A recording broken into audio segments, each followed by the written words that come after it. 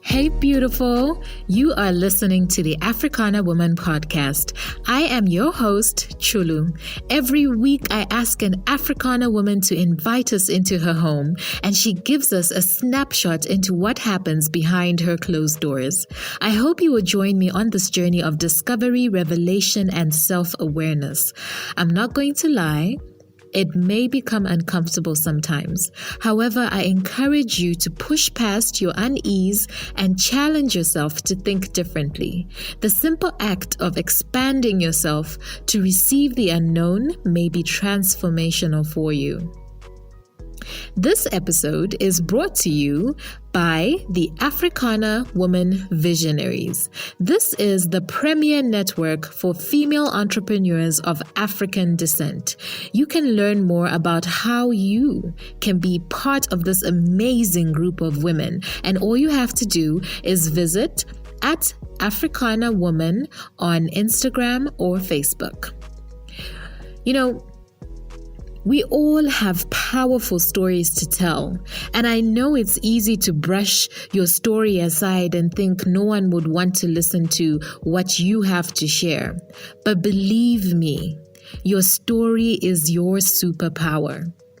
I was blown away by the interview you are just about to hear. The Africana woman I spoke to is Liza Sekaggya, who is from Uganda. Listen, when she speaks about her childhood, I guarantee you will feel a certain way. We never really appreciate the sacrifices and ordeals our parents experienced as they raised us. They shielded us from so much, and we take so much for granted of what they had to give up so as they could provide and for us to have. As we continue to celebrate International Women's Day and Women's History Month, I would love for you to celebrate the older generations. They are the reason that you have the privilege to be where you are today. I would love for you to just go and sit with them, and just say thank you. Also ask them, what is your story? Document it, record it, and this is something that you can pass down to your children and their children. It's such a priceless gift. So, Liza Sekaggya is an international human rights lawyer, a feminist, wife, and a good mother. She has worked for the United Nations for 13 years in different capacities in Geneva, Kenya, and Zimbabwe. She has also worked with Save the Children, Norway, in Uganda, and as an ardent advocate for gender equality and women's rights, especially for women of African descent. It came quite naturally that she co-founded the Phenomenal Women Global, PWG. And this is a non-profit organization that's based in Geneva and Uganda. And their mission is to connect, advance, and empower women by providing leadership training and mentorship. So this is available for women and girls. Please enjoy my conversation with Liza. Liza, it is so exciting to have you on the Africana Woman podcast. I'm glad that you were able to come through, and I'm excited for this conversation, but welcome. Thank you very much. I'm so happy to be here today. Yeah. So, Liza, you have had such an interesting career so far, and I am really curious. How did your journey begin? What is your story? to getting to where you are right now? Well, I was born in Uganda in the 70s. And when I was 2 years old, my parents fled from Uganda because of the politics at the time. Idi Amin, the dictator, was in power. And we had a lot of instability, political instability, death threats, and things like that, not only to my family, but to many people at the time. So my family fled to Kenya, and we lived there for like 1 year. And then my mom got a job in the court in Zambia as a magistrate. And she moved to Zambia, and my dad followed later on. So I spent about 10 years in Zambia in primary school. So I spent a lot of time there. And after those 10 years, my parents wanted to move back to our home country because the leadership had changed and a new president was in power in the 80s. And so we moved back, but my parents put my brother and I in a boarding school in Kenya, Greenstead's International School. And so I spent the whole of my secondary education there and did my last 2 years of high school before university in Uganda. So after that, I kind of moved back. I went to university in India and the UK. So I studied law and I qualified as a human rights lawyer. You have said so much in there that we need to let's just take it back a little bit. So I'm curious, what was it like, especially, I don't know if you've actually spoken to your parents about what it was like leaving the country. You know, you were very young at the time, but what was that experience like? They had a really bad experience because they literally had to run out of the country where, you know, my dad was facing death threats from the current government. So was he a politician? No, he wasn't. He was a banker, and he was also a part-time actor at the theatre. So at the time, many people would be targeted for little things because I think the government was quite paranoid. So, for example, the theatre group he was in did a play about a dictator when they were in Nigeria, and some of the actors were killed when they came back, and my dad was also part of this play. And then he was also a manager of a bank at the time, and I think one person who took a loan from the bank used the money for purposes that were not in agreement with the current political system. So, you know, when such things would happen, they would look back at the paperwork and see who did this, how did he get the money, who approved the loan. And so my dad was kind of targeted because indirectly, somehow some of the things were perceived as threats against the government, and yet you know, he was not a politician at all. So he escaped and left the country by road. And my mom followed a few months later, selling all our properties and coming with enough money, which lasted us 1 year in Kenya until, you know, they got jobs. My father was employed in Kenya, but I don't think my mom was.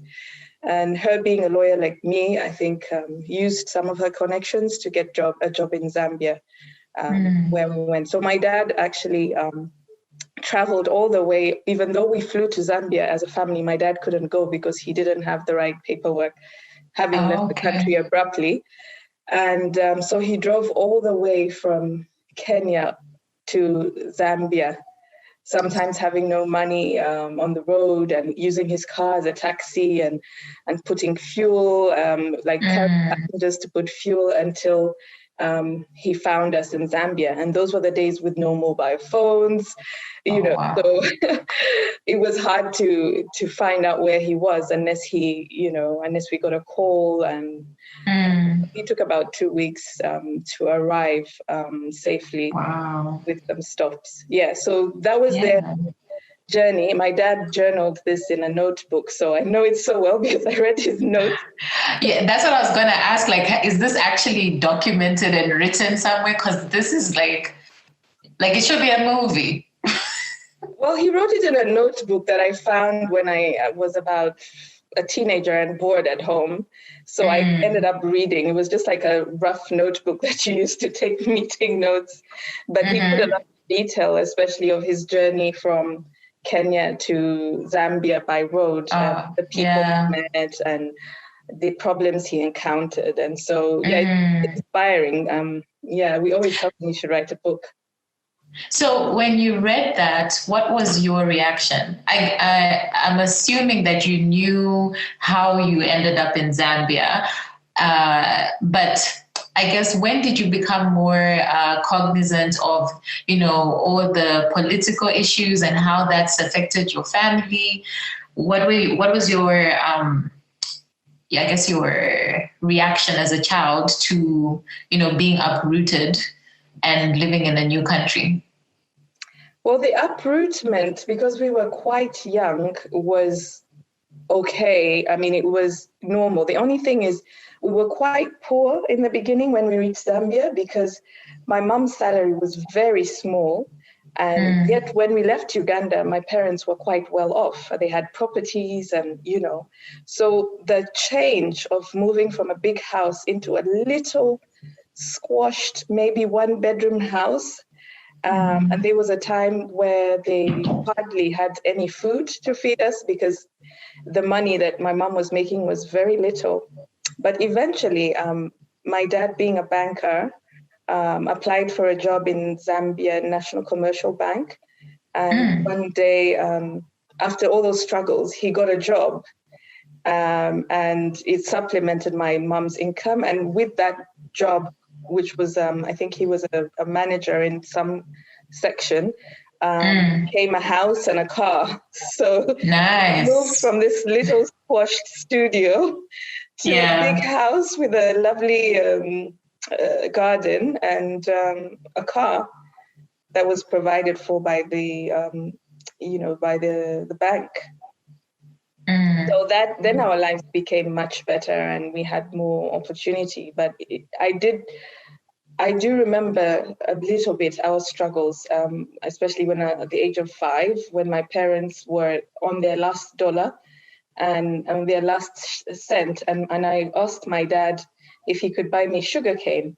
And he only had a few coins in his pocket that the lady selling sugarcane on the road, who's also poor, was like, okay, just take it for free. And I remember looking at the look in my father's eyes that he felt so helpless, somebody who was used to buying whatever he wanted and had beautiful clothes and cars when we were in Uganda, reduced to not having enough money to buy the sugarcane. So that was kind of one of my most early childhood memories is just that part, because of the way my dad looked. Yeah. How do you identify yourself? Yes, you're from Uganda, but then you spent your very younger years in Zambia, and then you spent a lot of time in Kenya. Do you feel connected to Uganda? Yes and no. Yes, because my family is there now. And the core of my family is there. So home is like where the family is. But in terms of the cultural connection, I think I have a combination of all those countries where I live. So I can't really say that my mentality and the way I think is absolutely Ugandan, because I've been affected by Kenyan and Zambian culture and now Western culture as well. So I can't say I'm a typical Ugandan, but I am proud to be Ugandan in the sense that, I come from, my origins and my roots are from there. Was it a difficult decision for your family to move back to Uganda?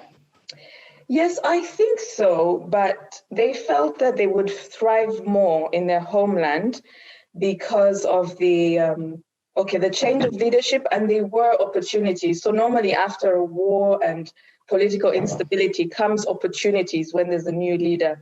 And a lot of the friends had started doing well, who they left behind, or a lot of them were coming back, the ones who fled. So it was a hard decision because they had made new friends in Zambia, but they wanted to be home where, they could buy land and and reclaim some properties that were stolen and stuff like that. So, yeah. Did they manage to reclaim land? I think some of it, yes. Because I think even in the time of Idi Amin, when he asked the Asians to leave and he took their properties and gave them away. When the new president, Museveni at the time, came into power, after various presidents being there also in between, he called people back and he tried to help people regain their properties. So, I think that was a positive thing. Okay. So did your mother inspire you to be a lawyer, or was that just something that you felt so passionately about? I actually wanted to be a journalist. Oh, you did? Mom, inspired me, but I wanted to read the news, or be this reporter who's like, hi, I'm reporting from Iraq and a bomb has just gone off or something like that. I really wanted to be in that adventurous space. But at the time in Uganda, journalists were not earning so much money as lawyers were. And so when I told my mom I wanted to be a journalist, she helped me get an internship with a leading newspaper in Uganda, And so I went with this, I was attached to a reporter and we would go to report on cases in court. And this reporter that I was attached to had an old bag and he seemed to be hustling. But when I reached the court, there were these beautiful women in black gowns and they had so much authority, women and men. And I was like, wow, I think this seems much more interesting. So like a switch. So I said, okay, I think it was probably a strategy of my mom, but I don't know. Then I just said, you know what? And then at that same time, when I was thinking of going to uni, the genocide happened in Rwanda as well. So it got me thinking. And when this genocide happened in Rwanda, the bodies of the Tutsi were floating into Uganda. So the people who were, because Uganda and Rwanda are neighbors. So when the Tutsis were killed, they would throw some of their bodies in the river. So it would float into Uganda. And that time we were living by the lake. So there was this horrible stench. And I didn't understand it at the time. But when I asked my parents, like, what's going on? Watch the news. Then I said, you know what? I think I will study law, but I'm not going to do commercial law. I'm going to do something like human rights, humanitarian, where I can make a difference. And that was my mindset, because initially I was like, okay, I'm going to make lots of money, go into commercial law, companies and all this. But that kind of changed the trajectory of my life, because I was like, wow, I need to be a useful lawyer to humanity. I need to, with the problems that are happening at the time, and then my parents going into exile, I need to be there sort of knowing what are the causes of these issues and how can I help people legally to prevent them from all the sufferance and human rights violations that happen. Yeah. That's a powerful story. You have worked in several countries. You've been in Geneva, Kenya, Zimbabwe, the States as well. And I guess what for you, what type of work for you has made the most impact, you think? Ooh, that's a hard one. I think working with Save the Children, to me, was where I saw and felt the impact, because I was working on projects of violence and sexual abuse. Child soldiers. Uganda had a number of child soldiers that were demobilized at that time. So we were doing projects where they would be rehabilitated and reintegrated into the communities. So for me, I felt there I was, making an impact, ensuring these children go back to having a normal life. I also wrote my dissertation when I did my master's on this not knowing how it would lead me to getting a job with Save the Children. I just did it because I found it very interesting, and a very interesting thing about the use of child soldiers. When we were little and in Zambia, and we came to Uganda for the first time on holiday before we actually moved there, at this time, roadblocks were being manned by soldiers, and some of them were kids with guns. So that image, again, stuck in my head because I was a child and I was thinking to my parents, we're at a roadblock, but why is this child holding a gun? You know? So it stuck in my head for years that somehow, you know, when something is in your head, when I did my master's, I did actually do research on it and wrote a dissertation. And years later, I got a job with Save the Children because of that. They were looking for someone to work on with these children.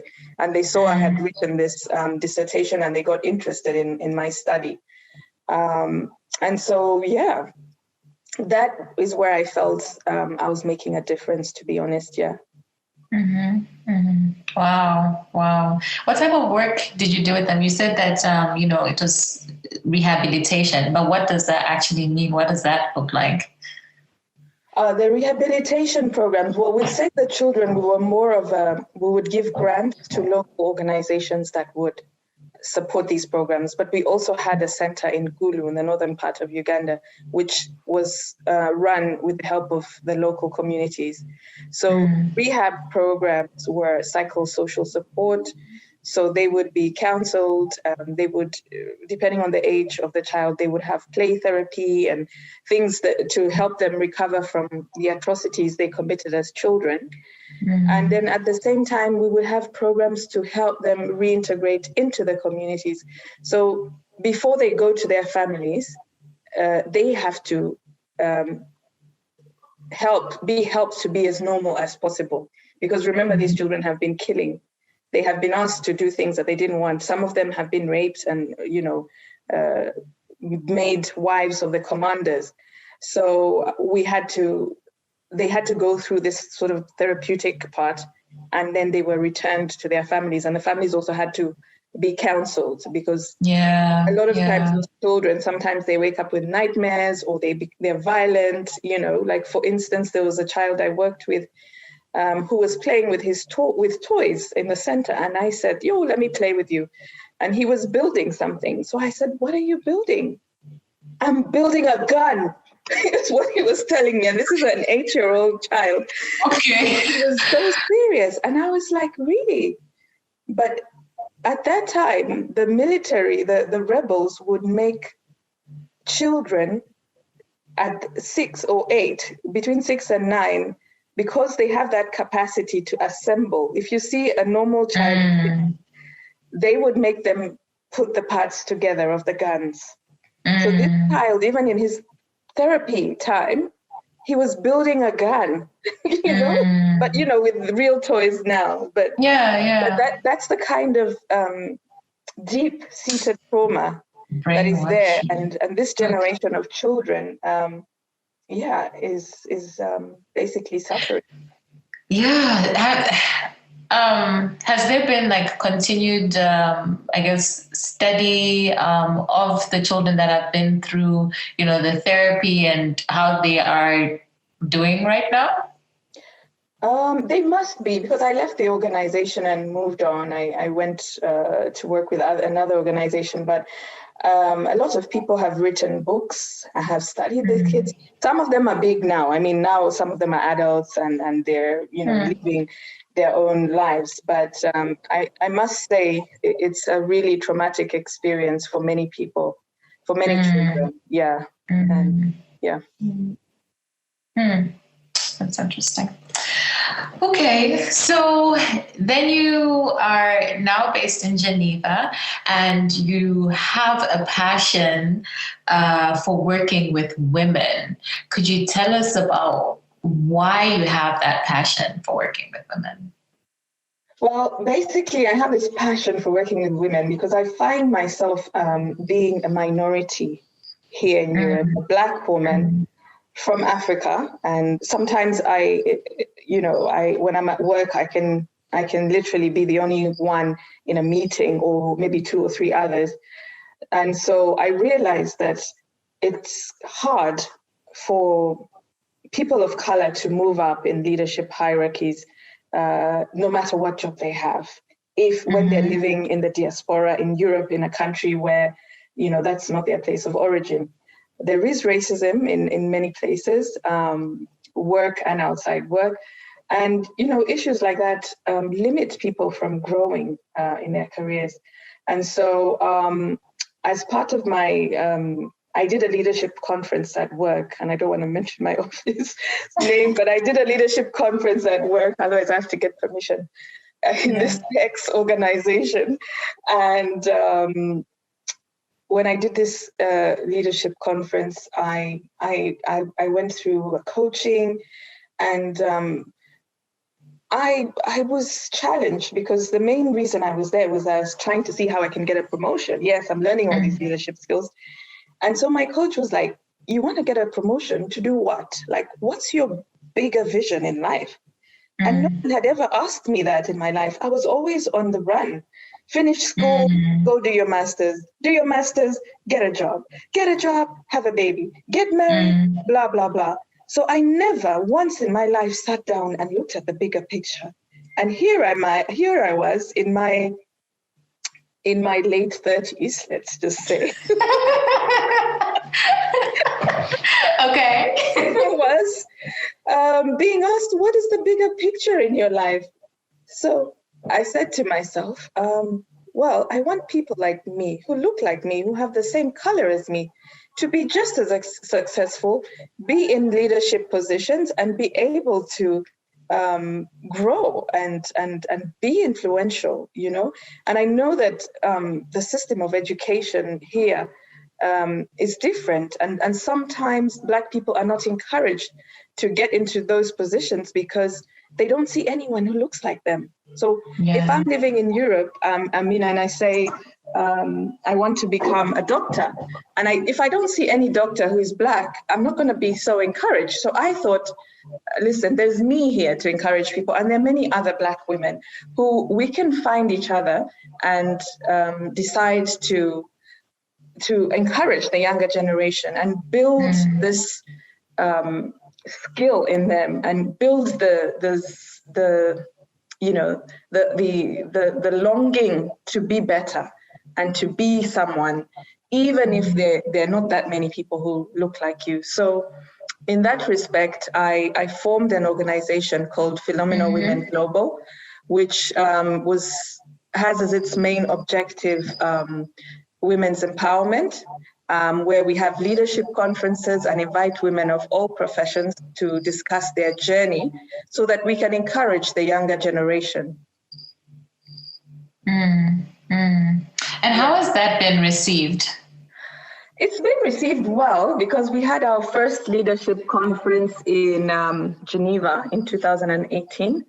And that was, it was really, really, really, we had about 200 people, mainly women of African descent, but also women from everywhere who came and wanted to hear, wanted to learn from other Black women who were successful. So we have a special guest that always comes. Like, for instance, in our last conference, we had Judge Julia Sebutinde, who is the first Black woman, African woman, to be a judge at the International Court of Justice. And she tells her story, and, there is power in woman-to-woman empowerment, in sharing that personal story. So she shared her story and encouraged people. So we've had several conferences anyway, and not just in Geneva, in Boston, in Zimbabwe, in Uganda, my home country, and in South Africa. So the organization continues to grow and help women. So when you did that first conference, was there something that surprised you? Yeah, the interest. I didn't expect many people to come. I was like maybe 10, 15, but the room was full. People couldn't even get seats. And that's when I realized this is a very significant problem where we are. People are hungry to to have success. People are hungry for role models who look like them. And that was surprising for me. It was a pleasant surprise. And were these women that were just from Switzerland, or they came from other countries? Predominantly, 80% were from Switzerland, working in the private sector, United Nations, banks, or just women who were housewives at home.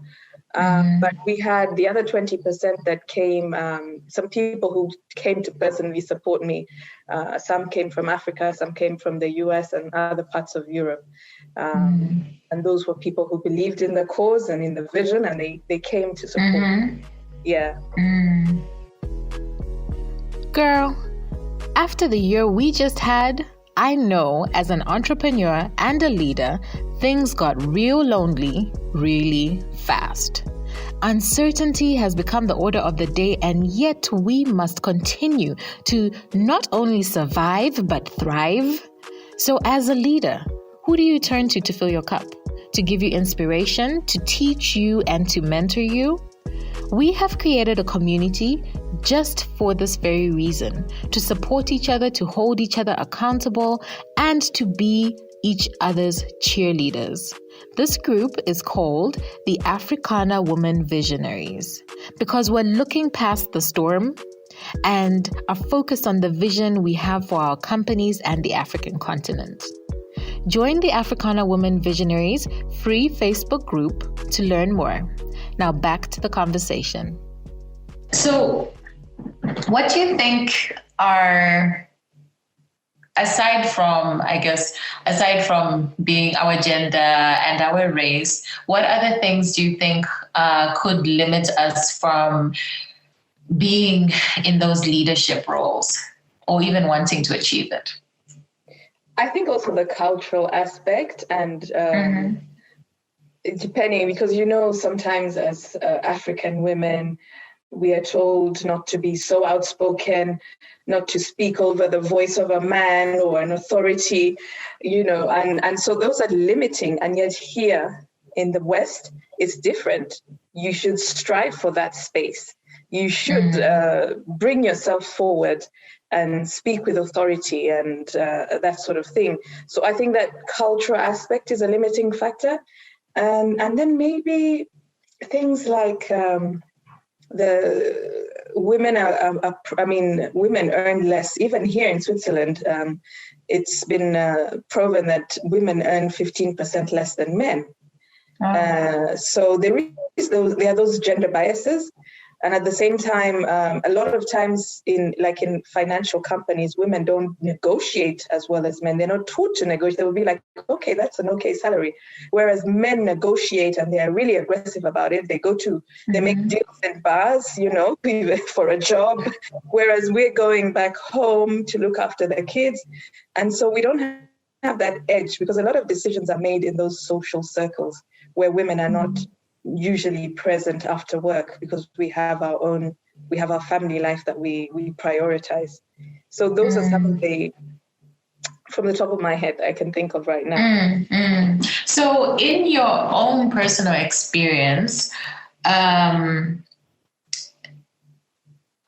did you maneuver going after the career that you want, whilst also, having, or what would I say, maintaining sort of like traditions at home with your husband and your family? How do you find that balance between your culture and your career?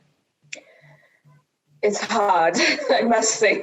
I don't have a great success story to share, but what I can say is, when you have a partner who appreciates you for who you are and lets you be and achieve your goals, that can be a very pleasant thing. And my advice to women listening is find somebody who accepts you for who you are and what you want to achieve and is not threatened by your success, but helps you to build on your success. And even said, like, if I want to go and study a course, he'll say, yes, I support you all the way. Go, I'll look after the children. Those are the kind of people you'll meet. You should meet. And I think that's at the point that I am right now. I was in a marriage before that didn't work. But fortunately, I met somebody now who appreciates me, the way I am, a strong Black woman, confident in myself. But it's taken long to reach that level of confidence because of all the cultural barriers and setbacks. But he's able to say, listen, I'm very proud of you. You did this, and let me support you. Whereas in my previous marriage, it was very difficult because he wouldn't notice. He would just think that I'm neglecting my role as a mother, yet I was calling for help. I would say, I have to do this. Can you do this? Can we do it together? You know? So the mindset is so important to have. It's important to have those discussions and be really honest and say, listen, I'm a career woman, but I'm also a good mom. You know, and these are my limitations, but let's do this together. And you can actually sit down and say, I know I always make it a point, for example, on Sundays and Saturdays to cook a meal for my partner and for my kids. And they know that this is the time when mom has time to cook a fresh meal. Otherwise, it's frozen stuff. I've warmed it up. I don't have the time, and that sort of thing. So just making sure and clear that your family's expectations of who you are managed, and they shouldn't think just because I'm an African woman I have to do A, B, C, D. The African women back home have the nanny and the maids.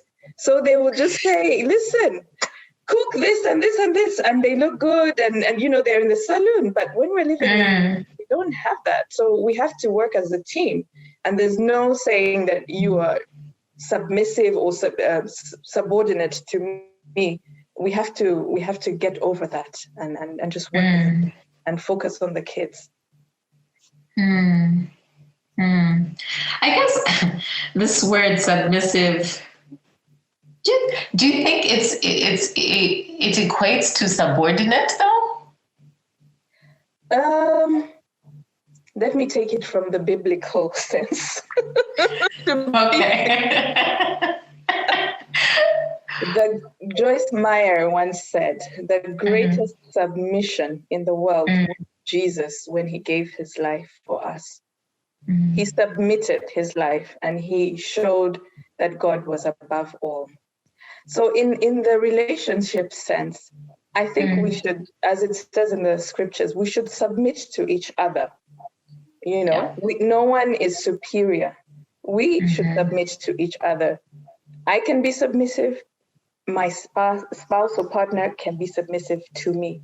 So I think, and in that sense, you know, we know each other's place and we know what roles we have to fulfill for things to run. I don't mind taking on purely domestic roles if, on the other hand, you're going to cut the grass, you're going to fix the car, you're going to do all those things that, if you want to take it the stereotype way, that's fine. It has to be equal, but not giving me 100% responsibility for everything.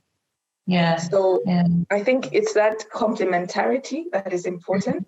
And it's very important to make that clear when you are in a relationship. Now that we have a voice as women, I mean, in our grandparents' time, it was a different time. I remember my grandmother telling me, why did you buy a car yet you're not yet married? And that was the time, because in her time, you had to be extremely subordinate to the man and look like you need support and be supported. He asked me that, and I said, well, I need to get to work with this car. And she's like, but you should have waited until you got married. Now you might drive past a potential suitor. Right. Well, I'm glad I'm driving past him. So I said, we would drive next to each other. Exactly. He might be on the bus and you're driving away. So, you know, we've moved from that time. I mean, that was the grandparents' time, but we've moved. Women are working, women are independent. women make good bosses, good leaders. I mean, look at the pandemic now. A lot of countries with women leaders have managed the COVID pandemic quite well. Yeah.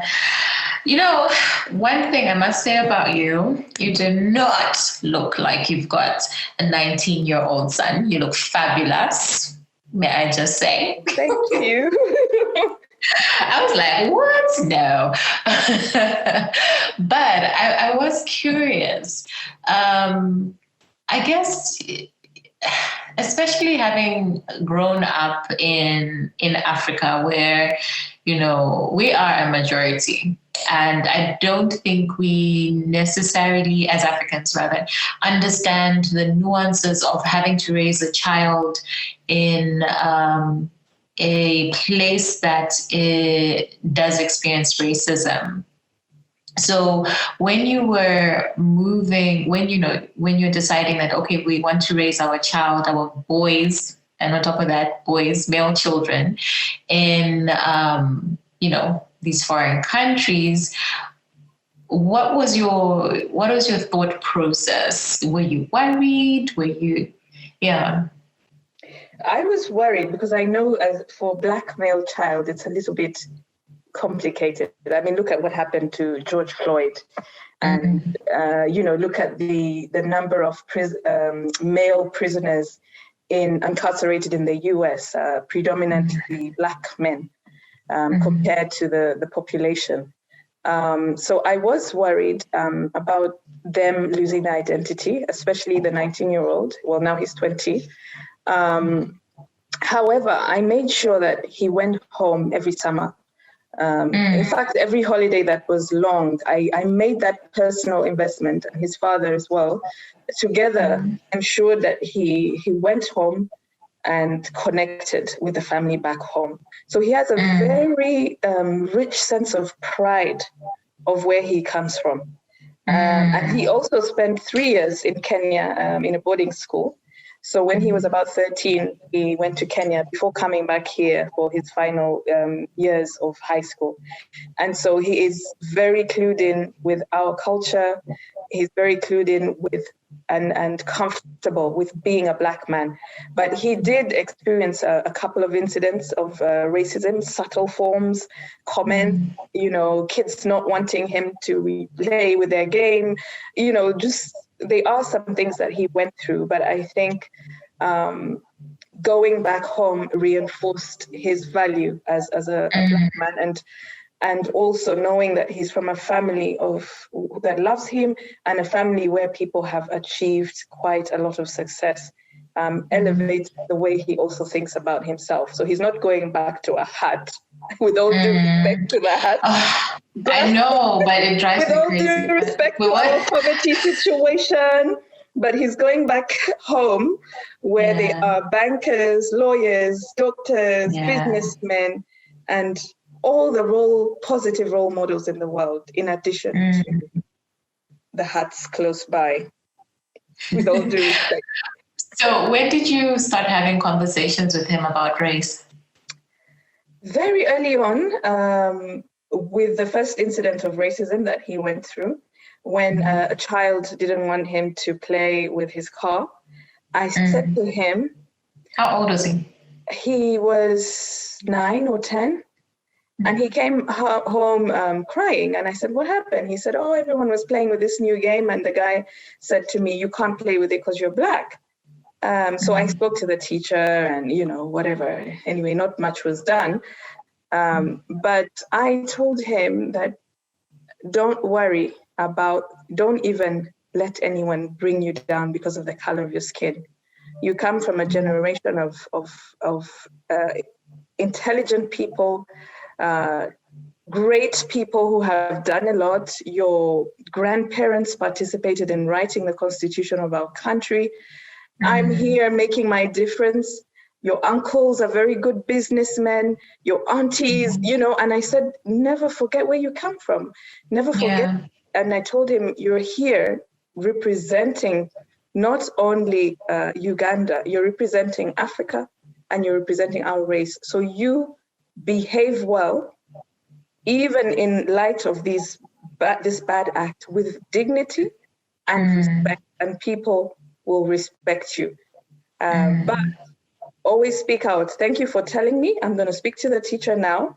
And I did speak to the teacher, and the teacher was quite a good teacher. She was American, and she said, even though she actually didn't take so much action with this boy, that was really, noticeable. She created a project on Africa and told students in the class to research an African country. Because another thing was all these students are misinformed and think Africa is a place with flies and poverty. So they were finding things like, diamonds in Congo, South Africa, like they were sticking pictures up. And this teacher made me come and make a small presentation. She said, and we have an African mom coming. So I dressed up in my suit, this African mom, and my Wakanda head wrap. Yes. And I sat in and I was like, yes, and told them about our country and all the minerals and the animals, and it's not just and wealth, but we also have proper roads and all this kind of stuff. And so that was my way of contributing to a racist incident, but having a very good teacher. So all the people are like, wow, we want to go to Africa. So we had all these kids, emailing, his parents emailing me and saying, oh, my son was very impressed by Africa. Can you tell us more about your country? So I kind of I always go overboard. When there's a problem, I make it, Okay. I know when your older son was selecting universities, as a family, you decided that it would be better for him not to go to an American school, even though he had a scholarship, but to opt for one which was in the UK. Do you think that just tell us about your thought process behind that particular decision. I don't want to give a leading question. You know what I mean? Is so impressionable. He was very impressed by the American education system. He was in a summer camp there, football camp.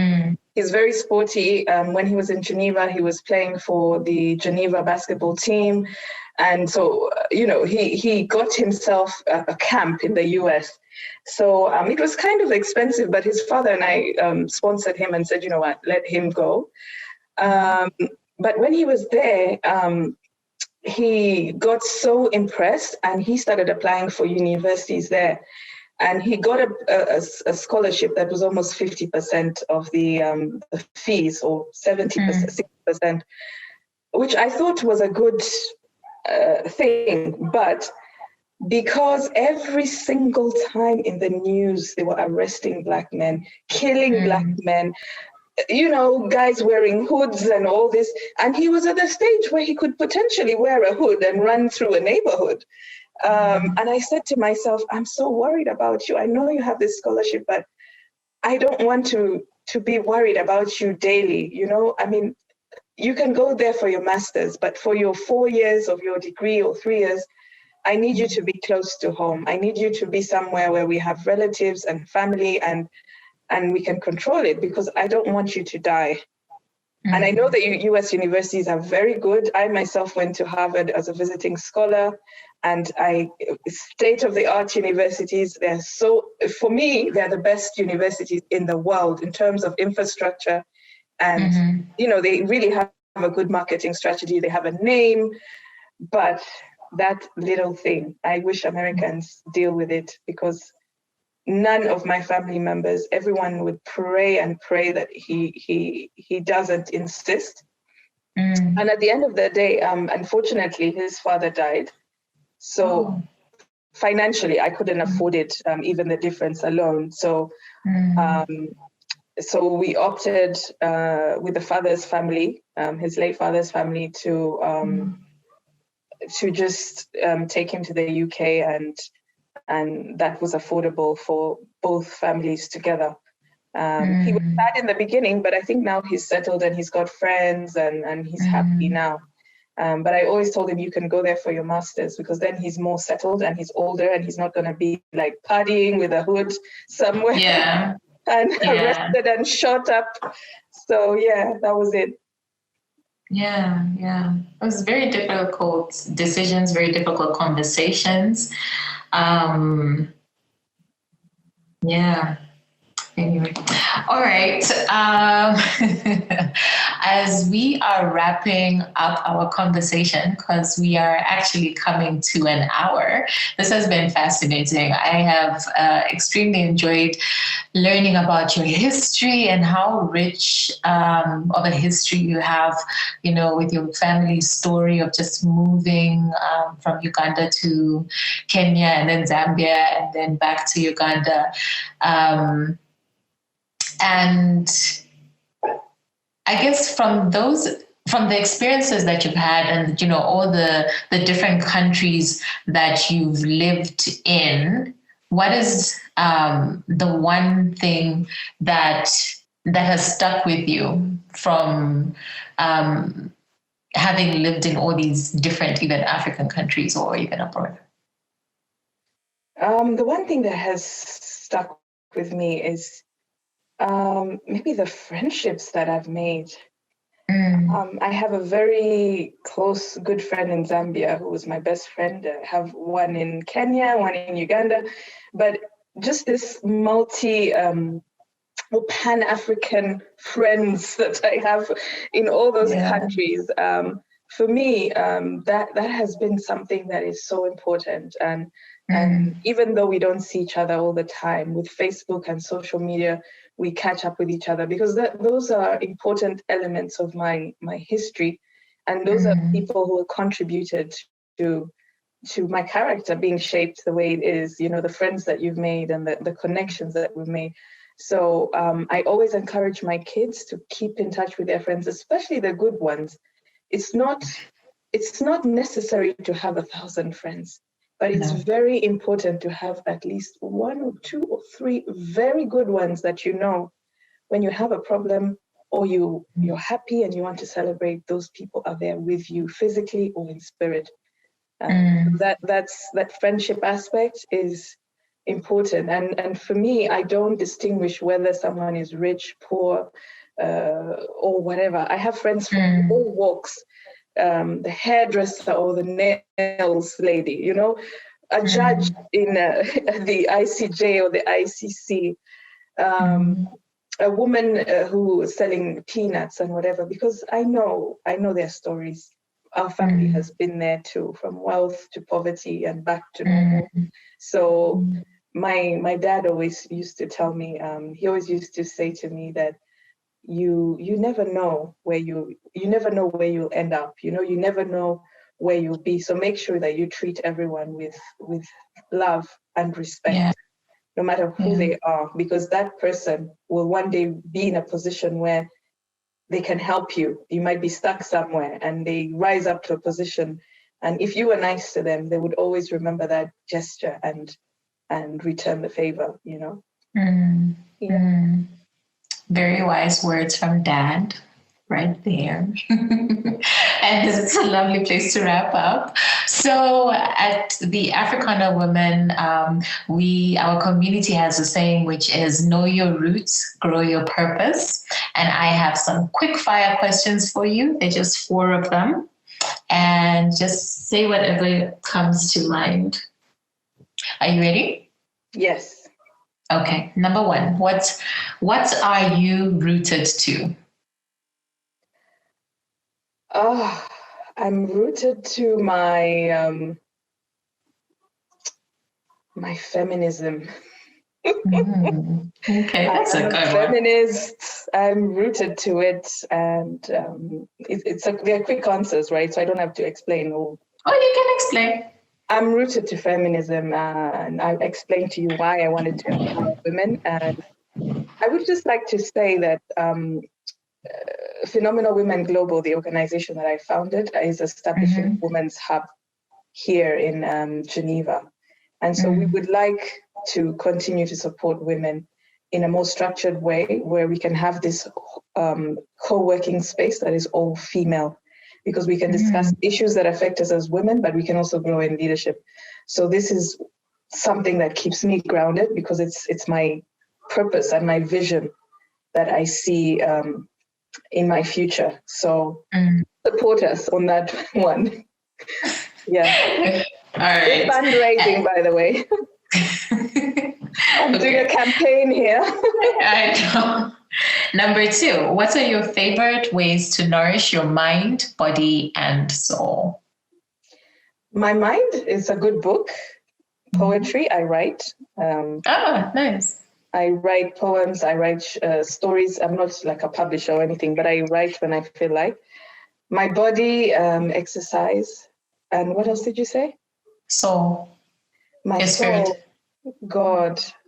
I fast and I meditate and I pray at least, every 2 months I fast, but I pray. I pray as often as I can, because that nourishes my soul. And it reminds me where I came from and who is responsible for me. And do you have a weakness that became your superpower? My weakness, I think maybe my weakness was, oh no, it's not a superpower. I was thinking sweets. That's bad. But adventure, I think my sense of adventure, it has made me take risks and start projects that people always say are going to fail, because I'm so adventurous. I like to go into things that normal people don't normally think of doing, Yeah. Okay. And the final question, what do you know for sure? What I know for sure is that God exists. And what I know for sure is that you and me are going to be very successful, because we are on this podcast, reaching out to many people. So he has used you as a vessel today to reach out to other women and to give them encouragement through me, maybe through these stories. Yeah. Liza, it has been so amazing just talking to you and getting to know you even better. Please tell the audience, how do they find out more about Phenomenal Women Global? How do they get in contact with you? Where do they find you? What are you working on right now? Phenomenal Women Global, we have a website. It's phenomenalwomenglobal.com. And there you can see our activities. Please become a member. Go to the membership tab. And or you can look at the contacts and send us an email if you have any questions. We have a Facebook page, Phenomenal Women Global Geneva. We're on Twitter. We're on Instagram. But most importantly, if you go to our website, phenomenalwomenglobal.com, you will see all our social media handles. And please join us, become a member. Like I said, we're fundraising for our Women's Hub in Geneva to help Black women, immigrant women, and we want to make that connection with women in Africa as well, to be able to have those exchanges, to have them over for our conferences. So help contribute to that. We're running a crowdfunding campaign. And you can find all this information on our Facebook page, Phenomenal Women Global Geneva, where the campaign is there. You can click and donate anything. And once you donate, you will also have a gift from us. So the moment you give, depending on what amount you give, there are some perks like bags or, just things that you can, membership and things like that. So just have a look at our Facebook page and support us. Awesome. Fantastic. So you've heard it, Phenomenal Women Global, guys. Please support them. All right. And we are now at the end of this particular episode. Thank you so much for coming through. And I'm wishing you all the best in your continued support of women in their leadership roles. Thank you so much. Thank you for having me. To be honest, every time I listen to this interview, it gives me goosebumps. There's so many times and so many things that happen to us when we're younger and we don't even realize they're molding us into the people we will become. When Liza spoke of seeing a child soldier holding a gun at a roadblock or smelling the rotting bodies that had floated into Uganda from Rwanda, all of these events made powerful imprints on her and informed the work she now does as an international human rights lawyer. Your purpose literally leaves you breadcrumbs to follow. I also think many times we may get upset with God for allowing certain things to happen to us. We ask questions like, why me? Or if you are a loving God, why would you let this happen?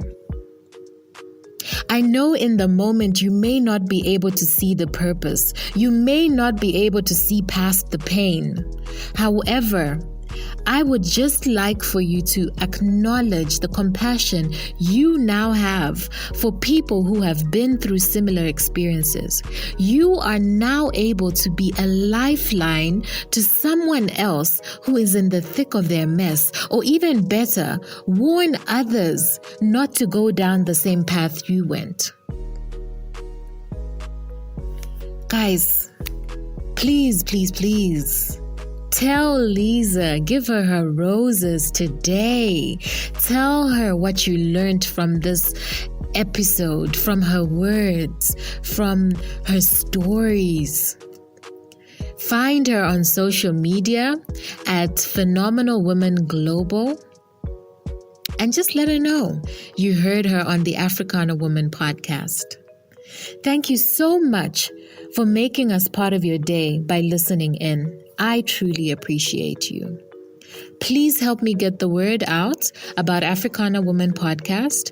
All you have to do is take a screenshot of this episode and post it on your social media stories.